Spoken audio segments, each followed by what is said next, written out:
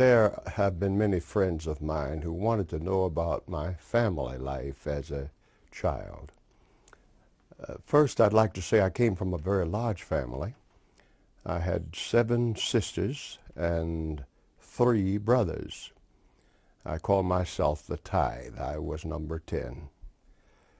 When I was born, right in the middle of the Depression, 1930, 6 months later, my mother had to go to the hospital. She had always been a very faithful Christian in the Methodist Church. Her dad was a Methodist minister. Her brothers were both Methodist ministers. And my older sister married a Methodist minister, so that's the background. Mother went to the hospital, Catholic hospital, and her case worsened, and I was told that the doctors revealed to the family that she probably wouldn't survive. During this critical time, when I was 6 months old, Mother had a vision. She told me a bright light flooded her room, and a voice was heard calling her by her first name, Mattie, M-A-T-T-I-E. And Mother said, the voice said to her, "I want you to keep my commandments." Being a little baffled, she said, "Well, Lord, which one am I not keeping? I thought I was keeping your commandments." He didn't answer, but he showed her the 4th commandment. And she said it was immediately clear that it meant 7th day, Saturday, not Sunday. She said, "Lord, nobody knows this. My neighbors don't know. My family doesn't know. If this is your will, let me leave this testimony so that they will believe." The Lord said, "Mattie, I want living sacrifices." The vision faded. Mother was combing her own hair the next day and lived to see me baptizing souls in the ministry of the Seventh-day Adventist Church. A great miracle.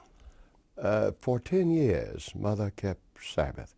Now, she didn't keep it correctly, but she kept it perfectly. I love to tell that, because perfect obedience is when you do all that you know to do. We'd never heard of Sabbath beginning at sunset.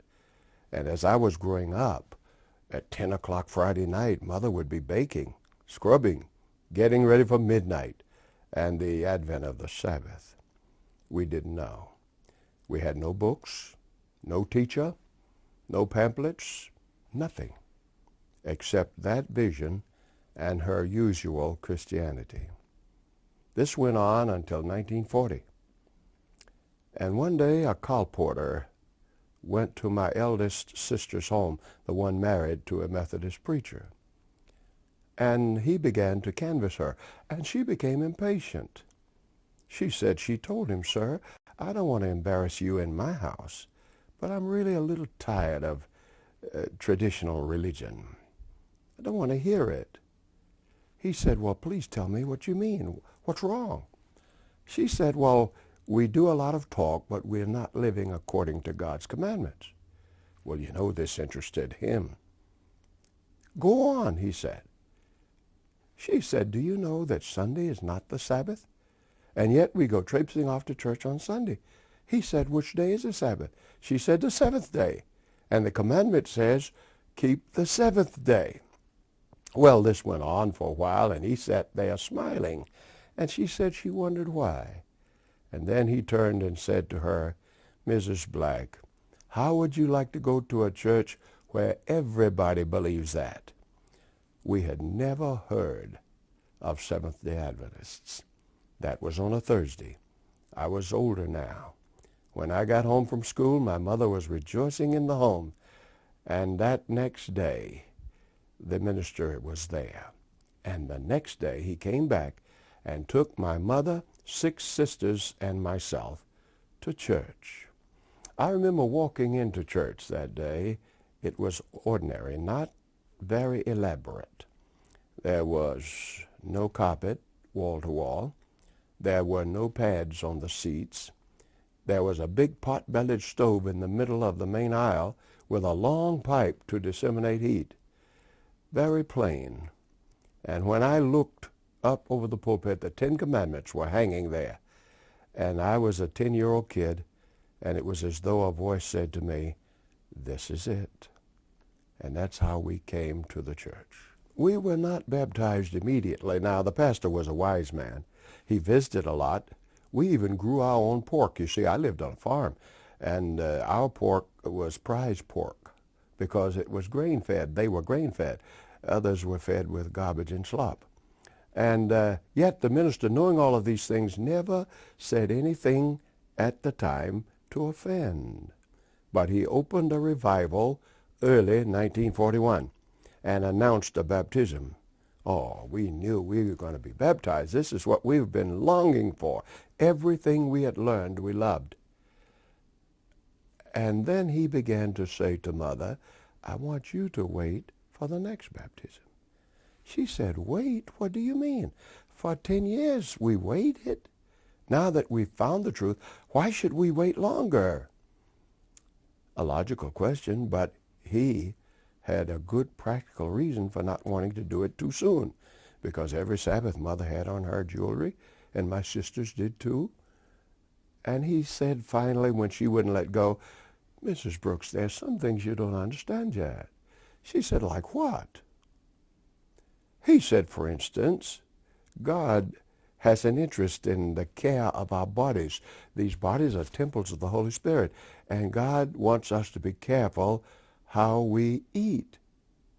"What do you mean?" And then he broke it. Pork, fish without scales and fins, the whole business involved in initial health reform. We had never heard it before. But when he said that, Mother said, "Please show it to me."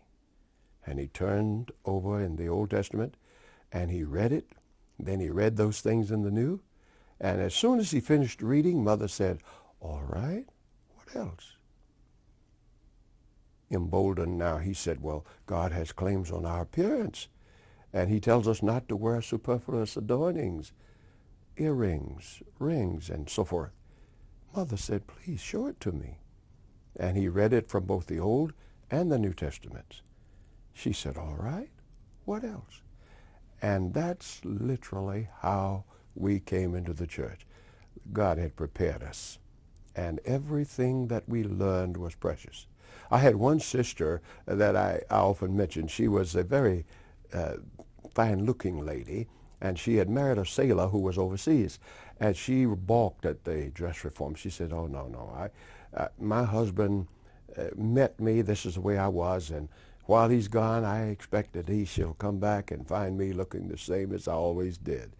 So she held off for a week or two and then became baptized. And one of the most faithful members, she's still alive, in her 80s. She has won professional people to the church.